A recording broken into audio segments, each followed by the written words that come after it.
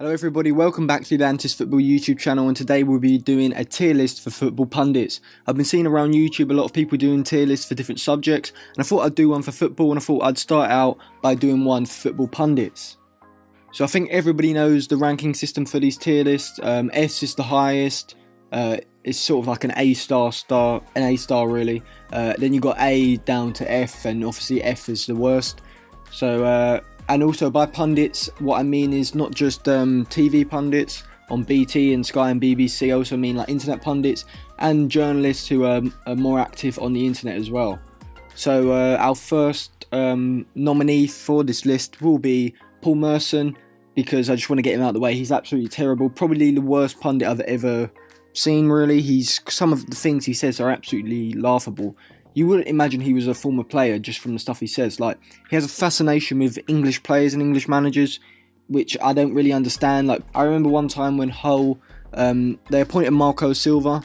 It was maybe 2016, 2017, and Paul Merson was outraged by this, and he suggested that they should appoint a British manager, then proceeded to give Thierry Henry as an example of a British manager, which didn't make sense, but also suggested they employ Gary Rowett, who's at Birmingham in the Championship, over Marco Silva, and for no particular reason apart from that he was British. And then Marco Silva actually did pretty well at Hull, which was quite funny, because it showed that Paul Merson got it completely wrong. And some of the stuff he says, I remember when Dimitri Payet was leaving West Ham, and they were reported to get around £25 million for him, and Paul Merson was suggesting they sell Dimitri Payet and go to Manchester United to try and get Anthony Martial, who had just been signed the previous summer for 38 million, and use that 25 million to sign Anthony Martial. And then he seemed absolutely astonished when Jeff Stelling suggested that they wouldn't be able to get him for 25 million.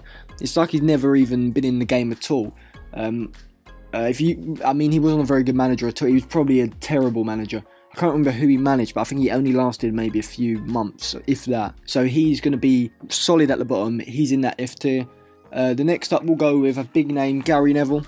So Gary Neville is a really good pundit when he's analysing the game. He doesn't just analyse in generic like statements and same way like other pundits do. I think he's very good at the defensive analysis when talking about positioning of defenders. He doesn't just say like, oh, his positioning's wrong. He actually tells you what he could have done to do it better. And I think his work with the England team as a coach, he sort of brought that into the punditry game. And even though he did struggle in management, I think he'd be a decent manager. But I do think some of his ideas are outdated, particularly his view at not suggesting that a manager should be sacked. Like, he never said that any of the Manchester United managers should be sacked. Even David Moyes, when Manchester United was 7th, looked like they would never go into challenge for a title under David Moyes. Gary Neville wouldn't say that he should be sacked. Same with under LVG, and the same under Mourinho, which was the most obvious thing that needed to happen, was that Mourinho had to be sacked. But for some reason Gary Neville suggests he doesn't want to suggest that a manager should be sacked, and I think that's because it's sort of like he will see them in the industry and he doesn't want to meet them knowing that he's said that they should be sacked. So but I think he should just go out and give his honest opinion rather than doing that. So for that reason, he's not in that S or A tier. I'd put him in that B tier. So following Gary Neville, we'll go with Jamie Carragher. So Jamie Carragher, I'm going to put him in that B tier as well. I think his analysis is good. That's why he works well with Gary Neville.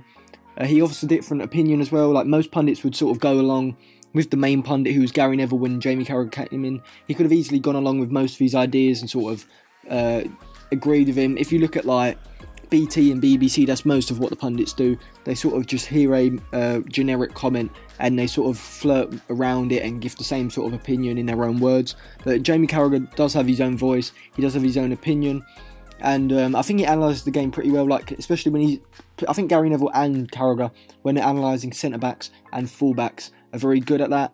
I think when they're analysing like the tactical structure of a whole team, in relation to the whole system, they could be a bit better at that. But they're good at like individual areas in the game, like individual moments. I don't think they're as good when looking at a whole game, the tactical analysis of the whole game on how a team set up and what they were aiming to do, and the different pressing systems and stuff like that. But I still think they're reasonably good. Carragher's reasonably good, apart from like obviously the spitting incident, which was not very good, so he probably gets some deductions for that. But I still think he's probably on the same level as Neville, so I'll put him in that B tier. So now let's move over to the internet side of things. So we'll go with one of the Manchester United it's not fan channel sort of pundits, Stephen Howson. So he's on Full-Time Devils as well. He's reasonably good, I would say, if you're a Manchester United fan. Probably not if you're not a Manchester United fan, but he just catered towards Manchester United solely, really. He has decent analysis. He gets the generic points right. Maybe not when you're looking deep down as what Man United should do. I sometimes think he's sort of over elaborate, and you can see that he's been influenced by his own bias, such as when he was talking about how Mourinho would build a side like Inter Milan in 2009, and he sort of went overboard, just bigging up players like Nemanja Matic, Luke Shaw, who good. Well, Matic isn't really a good player, but Shaw's a good player, but they're not on that same level that Inter Milan side were. So I do think he's biased to sometimes ruin his opinion, but he's still pretty entertaining as well. Some pundits are just dead boring. Even if they've got good analysis, you can't focus on them. He is pretty entertaining as well, but I don't really like the way he presents some of his videos. It seems very scripted, the way he's talking, and he sort of leaves massive pauses, which is hard to follow. And also he doesn't, with a lot of the Man United community, there's inner riffs with Mark Goldbridge about top Reds and things like that. And I do sometimes think that especially the Full-Time Devil pundits, if you want to call them that, they do have sort of a chip on their shoulder. They do think they are bigger fans than everyone else, and I do think that comes across in their analysis of things.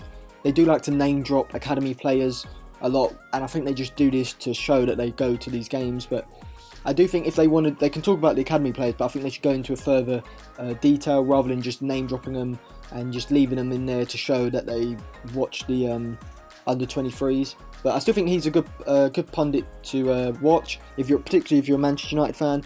I will sometimes watch him from now and then. So I think he's on the same level as Carragher and Neville, so I'll put him again in that B tier. So the next one up, we'll go for Rio Ferdinand, who's on BT.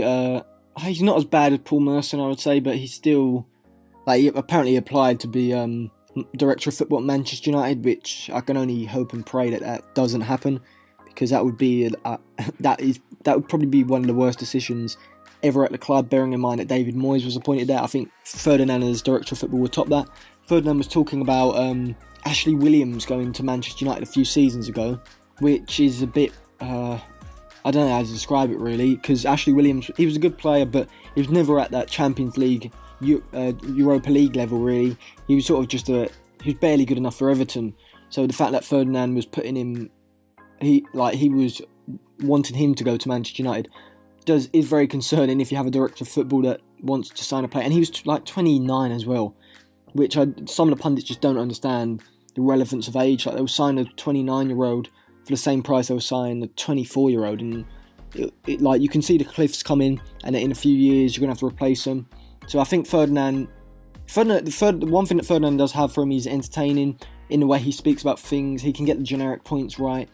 No in-depth analysis really from him, but he's entertaining, so he's not right at the bottom. I'd probably give him a D tier really. Yeah, I think I'll go for a D tier, just for his entertainment as well. He gets generic points right, which most pundits do, apart from the really outrageous ones. So let's go for Ferdinand, put him in that D tier. So next up we have the man, the myth, the legend. It's Mark Goldbridge. So Mark Goldbridge is, I'm sure you all know, he's the owner of the United Stand, and he has his own channel as well on YouTube. And he does put out a lot of content. And also I think that something that distinguishes him from the rest is that most pundits, especially when they're on TV, they have interjections from other pundits and they can gather their thoughts. Mark Goldbridge is just sitting there talking non-stop for 40 minutes about Manchester United mostly, but he also does give his opinion. Also, even though he is biased, he does take out of his analysis. He'll give he won't be overly biased towards Manchester United. If he's you see at the moment, he could easily double down and say not refrain from giving Manchester United criticism because of his feud with Arsenal, and he doesn't want to make Manchester United look bad, but he'll give his honest opinion and he'll give other clubs praise when needed. So I think this is a really good side of a pundit, when you can take the bias out. If you look at someone like Jermaine Genius, especially like Souness and people like that, they just can't take their bias out of their analysis. But Goldbridge can do this. Also, Goldbridge has the entertainment factor. That's what I think distinguishes him from the likes of Stephen Howson on the other side of the Manchester United aisle. They do have a bit of a feud going on.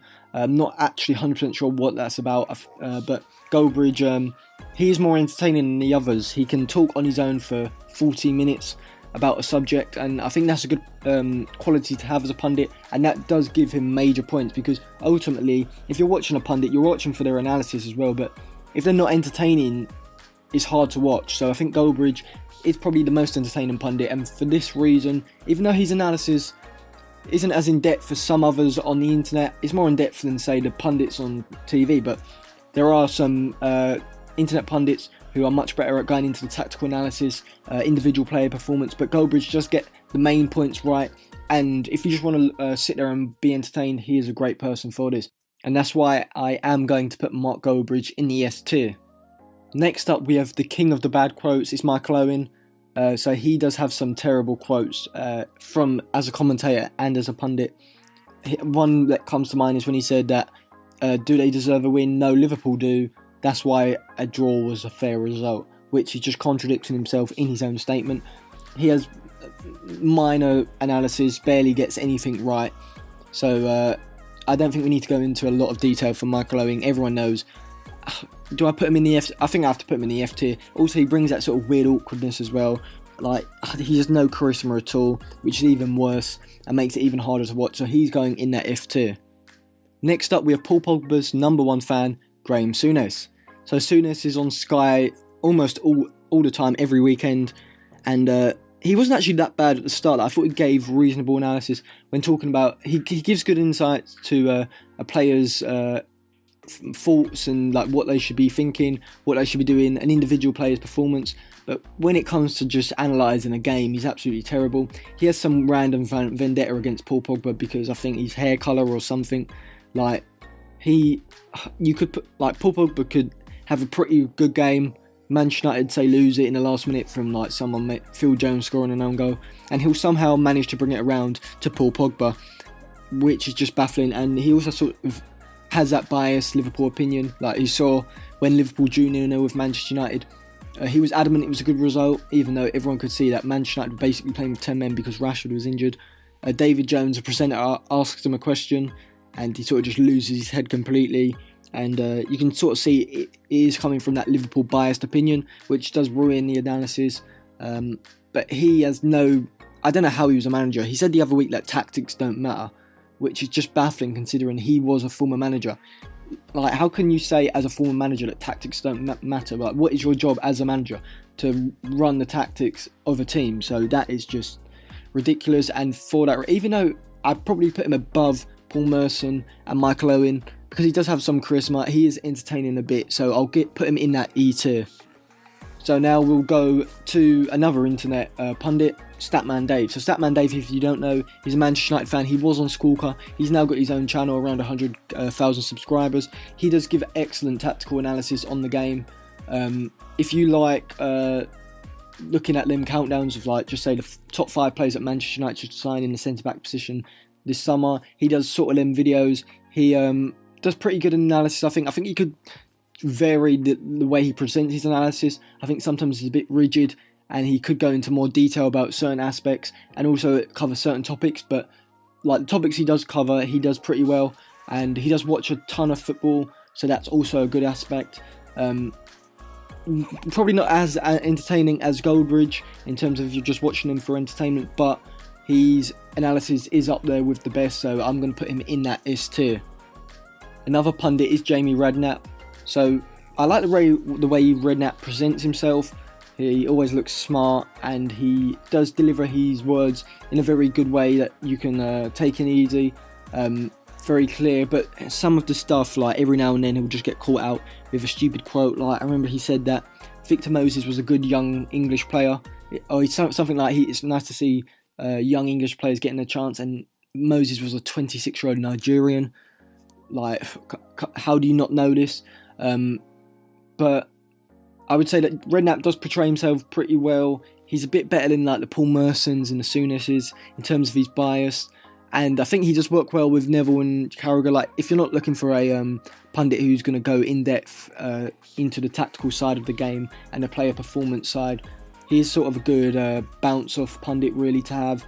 He gives sort of solid opinions every now and then. So he's not like right at the bottom. He's sort of in the middle. I'll put him in that D tier as well. So Redknapp's gone in the D tier.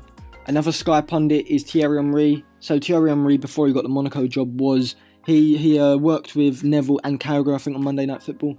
And I do think the problem with Henry is he doesn't stand out in terms of his own opinion. That may be because he was with Carragher and Neville, who are really good pundits. He sort of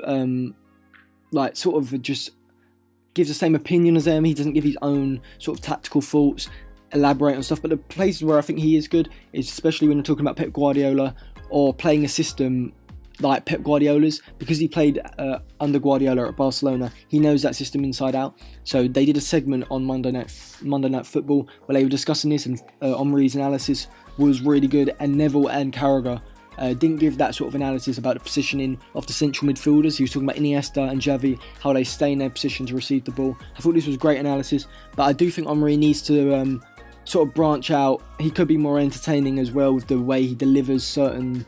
Like, he's sort of on the fence a lot, and it takes a while to get his opinion out. He could be more forthright, but I think he could develop into a good pundit, so I'll put him in that C tier.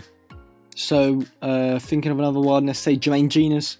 Jermaine Genius is as bad as Palmerston. I remember one time Oliver Burke signed for RB Leipzig. This was when RB Leipzig, I think they maybe spent one season in the Bundesliga, and Jermaine Genius said that it was a move that had money written all over it, which, like, he obviously hadn't watched Bundesliga at all, because if he had, he would have known that RB Leipzig are probably the best team in Europe if you want to develop a player, as seen with Keita, Timo Werner, players like that. So Oliver Burke going over there was a good decision, but Genius was just slamming it, saying that he should have stayed at West Brom under Tony Pulis.